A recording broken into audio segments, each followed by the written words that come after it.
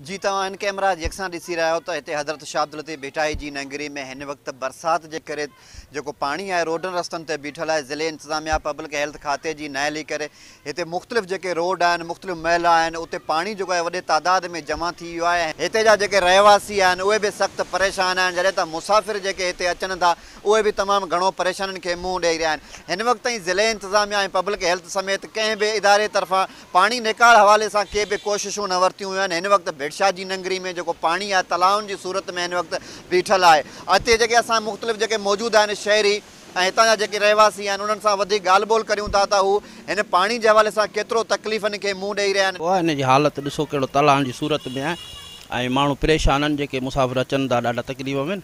पाणी सुबुह खां वठी ऐं लाइट बि सर कोन्हे का सुबुह खां वठी। असां कई चकर दाऊं कयूं आहिनि, सभिनी TMO साहब माना चेयरमैन साहब सभिनी ॾे विया आहियूं। सभिनी दाऊं बाबा ही तव्हां ख़ुदा ॾिसो अची लका ॾिसो आहे छा भिटशाह जी पोज़ीशन।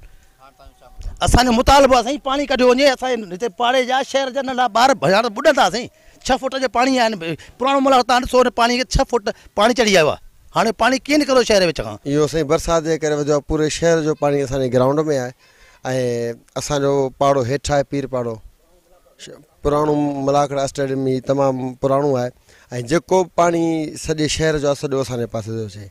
इन मां असांखे तमामु घणी तकलीफ़ आहे। वॾी तकलीफ़ में आहियूं जीअं बरसाति आहे पर हू बि पाणी जाम जमा थी थो वञे। गटर बटर बि उथलियो था वञनि तॾहिं बि सॼो पाणी हिते जमा थी थो वञे ऐं असांखे वॾी तकलीफ़ आहे। ॾिसो पिया पाणी किथे बि एतिरो पाणी न आहे बीठल जिते ई मेन दरगाह शरीफ़ जो रोड आहे। असांजा घर आहिनि उहे ॾिसो छा उन्हनि जी हालति आहे। ही भितूं तव्हांजे अखियुनि जे अॻियां आहिनि। उन जो मुतालबो इहो था करियूं त असां लाइ कुझु कयो वञे, पाड़े लाइ कुझु असांजे लाइ सोचियो वञे। भिटशाह शहर जा मुख़्तलिफ़ जेके रोड रस्ता आहिनि उहे तव्हां हिन कैमरा जी यकसां ॾिसी रहिया आहियो त बरसाती पाणी जे हवाले सां उहे तलाउनि जो ॾेख ॾेई रहिया आहिनि। जॾहिं त हिते जेके रहवासी आहिनि उहे तमामु घणो परेशान आहिनि। ॿिए पासे तव्हां ॾिसी रहिया आहियो त भिटशाह में जेको मुसलसल केतिरनि ई कलाकनि खां बरसाति जो बहानो करे जेको लाइट आहे, लाइट बि हिन वक़्तु नज़र नथी अचे ऐं लाइट गुम आहे।